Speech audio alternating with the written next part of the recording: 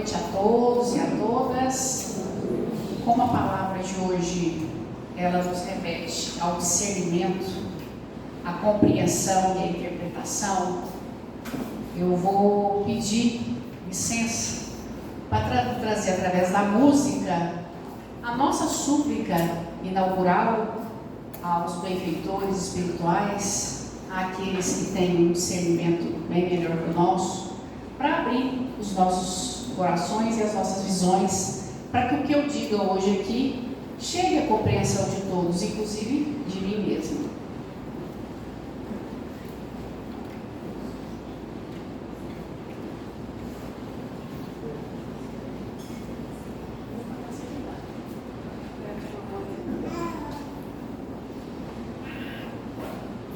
Então, como pequenos que somos, desprovidos muitas vezes do entendimento necessário para a compreensão dos nossos irmãos de caminhada e das próprias palavras e ensinamentos do Mestre Jesus, vamos suplicar que nós possamos abrir as nossas mentes e corações para o entendimento necessário.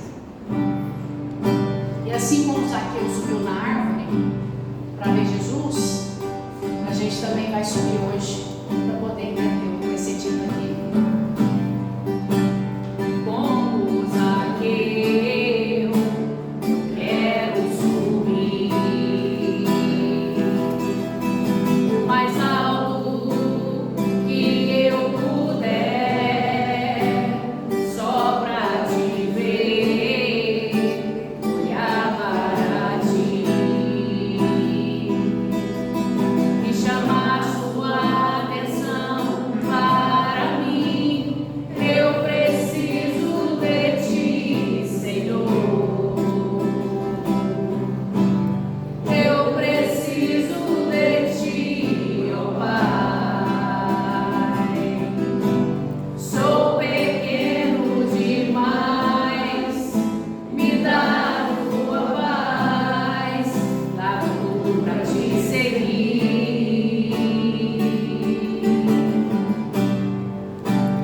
Entra na minha casa, entra na minha vida, mexe com minha estrutura, sara todas as feridas, me ensina a ter santidade.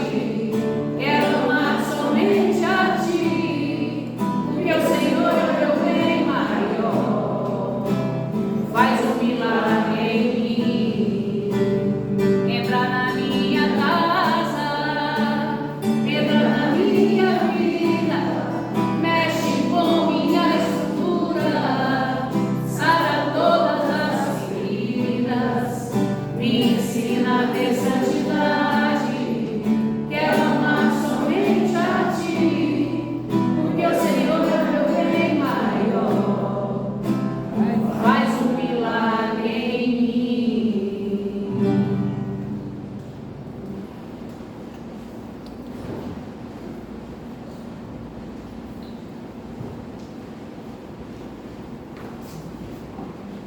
Que o milagre da compreensão nos permita compreender hoje. Então, o título da palestra de hoje, Não Vades ter com os gentios, ele precisa ser interpretado sistematicamente. Nós estamos num capítulo que fala: não coloqueis a candeia sobre o alqueire. E o primeiro título é Candeia sobre o alqueire, porque Jesus fala por parábolas. Então, a primeira reflexão que a gente tem: por que Jesus falava por parábolas? E muitas dessas parábolas são interpretadas de formas distintas, até hoje por nós. Jesus, à época, explicou que nem todos tinham discernimento para entender o que ele precisava passar. Então, ele precisava trazer por metáforas as parábolas, para que não assustasse. A compreensão humana sempre foi uma compreensão limitada. Tudo bem que hoje nós temos uma compreensão melhor, mas sempre foi limitada e foi necessário trazer esse filtro por intermédio das parábolas, através de metáforas. No No título de hoje, Jesus fala aos seus apóstolos para que eles não fossem atrás dos gentios e nem atrás dos samaritanos para difundir a palavra, mas que buscasse nas ovelhas perdidas essa oportunidade de passar os ensinamentos. Então, primeiro, nós precisamos compreender quem eram os gentios. É preciso distinguir gentil de gentio. O gentio no Evangelho segundo o Espiritismo eram os pagãos, eram as pessoas que não tinham o entendimento que os judeus tinham de um Deus único. Eles eram pessoas tidas à época como pessoas que não tinham uma boa convivência, um bom entendimento, e que não acreditavam nas mesmas premissas que os judeus. Os samaritanos, por sua vez, eram um povo que, em que pese acreditasse num Deus único, era um povo extremamente faccioso, que já tinha no passado tido muitas brigas entre si. Apesar de seguirem a mesma linha dos judeus, eles eram um povo mais que requeria mais cautela. E as ovelhas perdidas eram aquelas pessoas que acreditavam, mas de certa forma tinham desgarrado. E aí isso nos traz a primeira reflexão. Naquela época Jesus tinha discriminação? Naquela época Jesus tinha discriminação ou exclusão em relação aos gentios e aos samaritanos? Não. Não tinha, não tem, nunca terá. Até porque a premissa dele é que a palavra dele se difunda no mundo inteiro para todos os povos. Mas o que ele quis nos transmitir com essa passagem? E aí é por isso que eu falei para vocês, é preciso fazer uma interpretação sistemática dessa parte que não vai com os gentios, mas trazendo a candeia também, a primeira parte. Quando Jesus fala sobre não coloqueis a candeia sobre o alqueire, o que ele quis dizer? O que é candeia? O que é o alqueire? É a metáfora, né? É muito difícil muitas vezes a compreensão por nós. Então, primeiro a gente tem que ir no sentido das palavras para poder compreender o texto. A candeia seria aquela luminária antiga, você colocava uma lamparina para iluminar o ambiente. E o alqueire aqui, no texto, seria um tapume, um tampão, que iria ofuscar aquela luz. Então, primeiro Jesus fala, não coloqueis a candeia sobre o alqueire. E depois ele vem e fala, não vades ter com os gentios, ou seja, não vai passar a palavra para aqueles que são pagãos, ou samaritanos, que mesmo a par de um pequeno conhecimento, também não vai. A gente faz essa interpretação à luz do Espiritismo no seguinte sentido. Quando nós temos a luz do conhecimento, e obviamente uma luz do conhecimento pequena, porque nós somos pequenininhos, a gente tem que difundi-la, a gente tem que estar com essa luz iluminando, ela não pode estar ofuscada por um tapume, por algo que vai tampar. Mas essa luz, ela tem que chegar com sabedoria nos lugares e às pessoas. E essa chegada com sabedoria vem a partir da segunda palavra, o segundo ponto que fala. Não adianta buscar nos gentios o ensinamento, eles não vão compreender. Não adianta ir nos samaritanos também, que apesar do pouco conhecimento, pode ser que não compreenda, dado o grau de facciosidade que eles têm. Vá atrás das ovelhas desgarradas, vá atrás daqueles que já têm uma boa inclinação para recebê-la. Então, nesse trecho do Evangelho segundo o Espiritismo, a gente é instado a refletir que desde aquela época, há mais de 2000 anos atrás, Jesus já nos ensinava a metodologia. Nós que somos professores, eu, professora Claudelina e tantos outros que devem ter aqui, sabemos que é necessário que o professor tenha metodologia para que o que ele vai ensinar em sala de aula chegue ao entendimento de cada aluno que esteja ali. Não adianta muitas vezes você tentar falar, eu como professora de direito, sobre o Instituto de Direito mais complexo, se a base dos alunos não está boa, eles não vão compreender nada. Então, o que Jesus quis dizer é isso. Não procure primeiro aqueles que não vão ter a compreensão e não vão ter um solo fértil para você lançar a semente. Procure aqueles que são inclinados para o bem. Procure aqueles que vão ter um bom solo para você lançar a semente, essa semente germinar. Porque, fazendo o paralelo com sala de aula, muitas vezes numa sala de aula a gente elege alguns monitores. Quem é professor sabe. A gente elege alguns monitores para quê? Para que eles difundam com os colegas os ensinamentos que estão recebendo da gente, que muitas vezes os colegas não conseguem compreender da mesma forma que eles. Então seriam as ovelhas desgarradas, mas que estavam com uma boa abertura para o conhecimento, os monitores do futuro.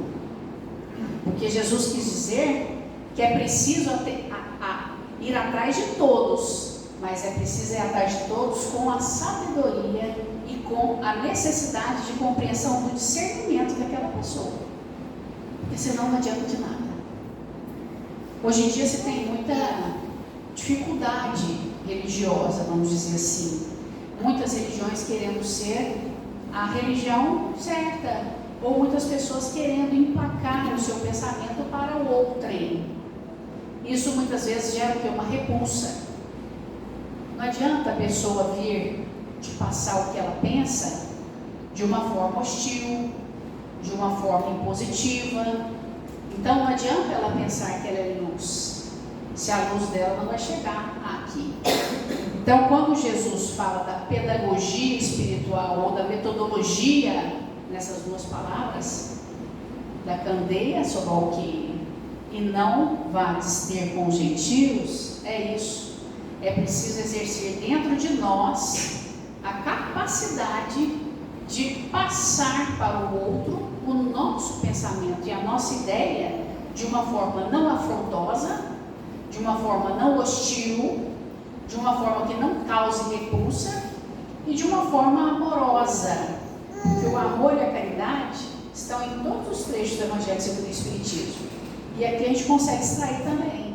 Porque quando se fala de caridade, a caridade é a compreensão do limite do outro, na compreensão da sua ideia. O amor é você aceitar a dificuldade do outro, ou muitas vezes a ideia do outro, e refletir sobre ela, sem impor a sua. Então, no Espiritismo, a gente é instado a ser um espírita sincero. E quando a gente fala de ser um espírita sincero, quer dizer o quê? Respeitar a todos como são. Dentro do pensamento de cada um, dentro da ideia de cada um e dentro da crença de cada um. Ah, mas eu queria fazer com que o meu filho entendesse a doutrina espírita e a consequência dos atos dele. Com amor, com compreensão, você vai conseguir fazer. Ah, eu gostaria que meu marido compreendesse o meu sentimento, o que eu sinto em relação a ele, o que eu sinto quando ele faz aquilo. Com amor e com a caridade de compreender ele dentro das limitações que ele tem também, porque a gente tem que lembrar que nós somos espíritos em evolução. E espíritos em evolução nós temos muita carga ruim. Além da carga espiritual que a gente traz e que a gente tem que combater e tentar melhorar, nós temos aqui no plano material também muitas frustrações, muitas decepções, muitas tristezas, muito rancor, muito ódio. Então, quando a gente fala em dar nossa ideia para o outro, é da nossa ideia pensando da nossa cabeça, a nossa verdade nem sempre ela é real. E o nosso espírito nem sempre está num grau evolutivo melhor do outro.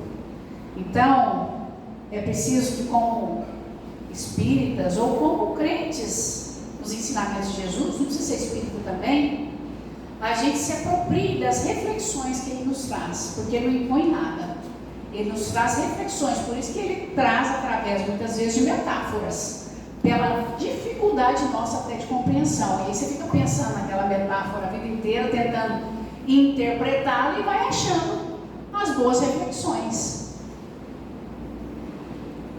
Então, nessa palavra em que Jesus fala para os seus apóstolos para buscar as ovelhas desgarradas, ele fala, vai atrás de pessoas de boa vontade, de pessoas que desejam a luz e que já existe um germe fecundo ali, próprio para poder germinar e reverberar nas outras também.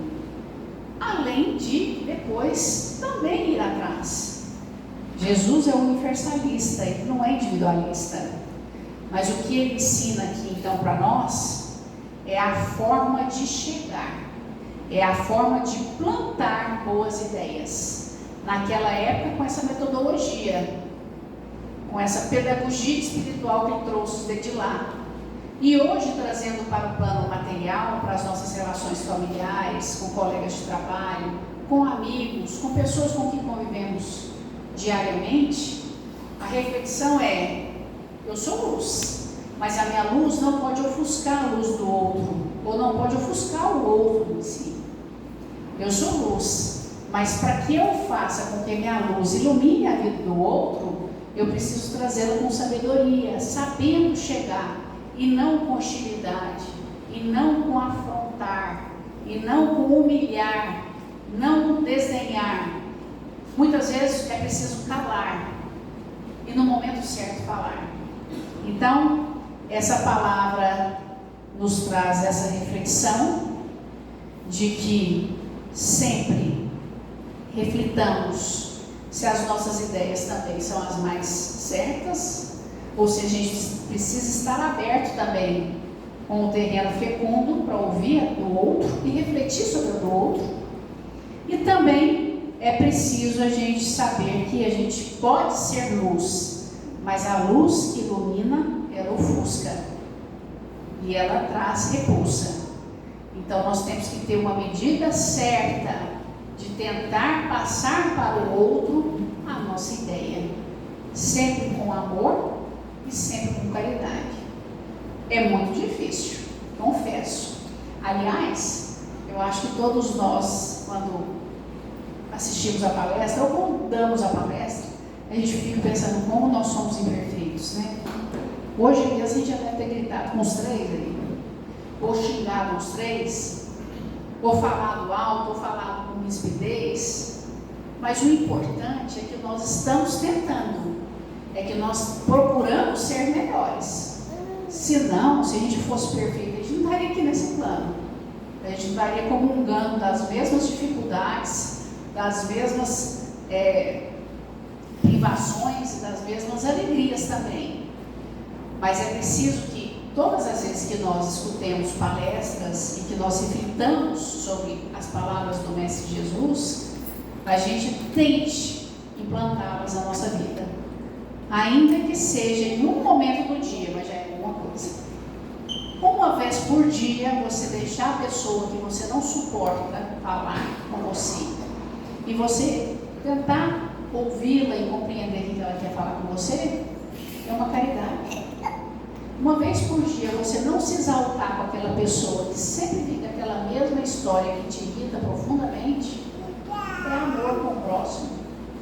Muitas vezes a gente precisa ser luz até para ouvir, para acolher na escuta aquela pessoa que muitas vezes precisa só conversar.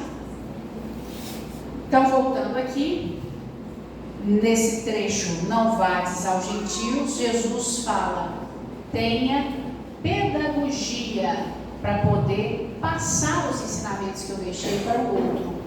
Tenha pedagogia para poder passar para os seus filhos, para os seus pais, para o seu cônjuge, para os seus amigos, seu colega de trabalho, as suas ideias. Se você acha que suas ideias são boas e que são enriquecedoras e que são o caminho certo, tenha pedagogia, porque da mesma forma que uma boa ideia lançada no solo bom, ela germina e traz uma boa planta, ou uma ideia lançada no solo ruim de uma forma sem pedagogia também pode trazer uma repulsa ad eterno nesse existir. Ou seja, definitivamente você não vai conseguir ali semear. E sendo luz sempre com cuidado. Não uma luz que vai estar debaixo do alqueire, uma luz que não tenha iluminação, mas uma luz que chegue ao outro com candura, com leveza, com amor, com caridade, para que a gente consiga, através dessa luz, trazer para o outro o ensinamento de Jesus e as boas ideias de um andar melhor nesse existir. Então, longe de ser um trecho do Evangelho que, em princípio, contextualize uma exclusão, uma discriminação, é um trecho do Evangelho segundo o Espiritismo, aqui explicado à luz do Espiritismo, que traz método, que traz uma pedagogia espiritual de nós sabermos a sabedoria de passar as nossas ideias, especialmente se forem as ideias do mundo espiritual. Muitas vezes a gente vai conversar com outras pessoas de outros segmentos religiosos e uma palavra que a gente fala, uma palavra ou um trecho ou uma forma de dizer agride, porque ela não está acostumada. Então é preciso ter até essa cautela para a gente não ofender, para não agredir dentro da concepção dela. Da mesma forma, também receber as ideias dos outros sem devolvê-las com agressividade. A partir do momento que a gente sabe ser luz, a gente é luz para dar e a gente é luz para receber também. Nós somos assim como Jesus. Nós somos exemplo em atos. Aqui nós estamos na matéria. Então nós temos que exemplificar nos nossos atos os exemplos de Jesus e o que nós queremos passar para o outro. Porque é muito bonito falar. Falar aqui na frente é fácil. A gente vê, prepara, tal. Mas e a prática do que a gente fala? E a materialização em ações? É muito difícil. Mas aí entra o nosso exercício. O exercício de fazermos o bem, porque nós estamos deixando exemplos para os próximos que virão, para os nossos filhos e para as próximas gerações ou para aqueles que ficarão aqui. Então, que o nosso Mestre Jesus continue nos trazendo essa luz da compreensão, a luz do discernimento e nos plantando em nossos corações a semente do amor e da caridade. Que essa caridade seja plena em todos os aspectos, que é difícil exercer, né, professora? Mas que a gente também saiba exercer a caridade através do amor. Deus, nosso Pai maior, mandou o seu Filho Jesus para nos exemplificar através da matéria, da carne. Olha como ele foi sábio, porque a gente só poderia estar aqui hoje falando depois de ter alguém como nós aqui. Que com certeza, se não fosse alguém como nós aqui, a gente teria uma certa dificuldade de compreensão. Deus é bom o tempo todo. Até quando nós pensamos que estamos sendo prejudicados, estamos sendo espoliados, estamos passando por provações, tudo tem ensinamento, tudo tem um propósito, tudo tem uma razão de ser lá na frente. Como essas metáforas inúmeras tem na Bíblia, e que o Evangelho segundo o Espiritismo veio tentando interpretá-las, a gente entende lá na frente a razão dos nossos sofrimentos, das nossas perdas, das nossas provações. Então, que a gente tenha cada vez mais capacidade de compreensão e de fé em Deus. A fé raciocinada, a fé que nos faz saber que até mesmo nos momentos difíceis estamos sendo ensinados, estamos sendo agraciados por Ele. Para finalizar, vou cantar mais uma vez, porque a forma da gente chegar como luz, às vezes é na palavra, às vezes é num gesto, e muitas vezes é na música. Como eu gosto muito de música, eu acho que a música consegue também chegar aos nossos corações de uma forma mais prazerosa.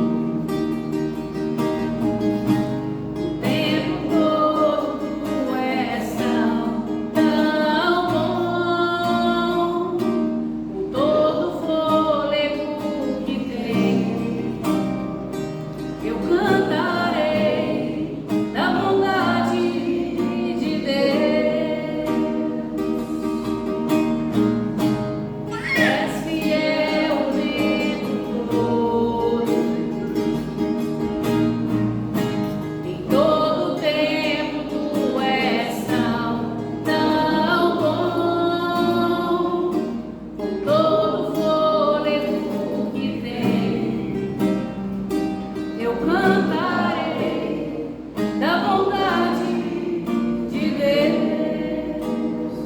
Ou seja, com todo o fôlego que eu tenho, eu cantarei da bondade de Deus, porque Deus é bom o tempo todo, por mais que achemos ao contrário, muitas vezes por nossa pequenez humana na compreensão.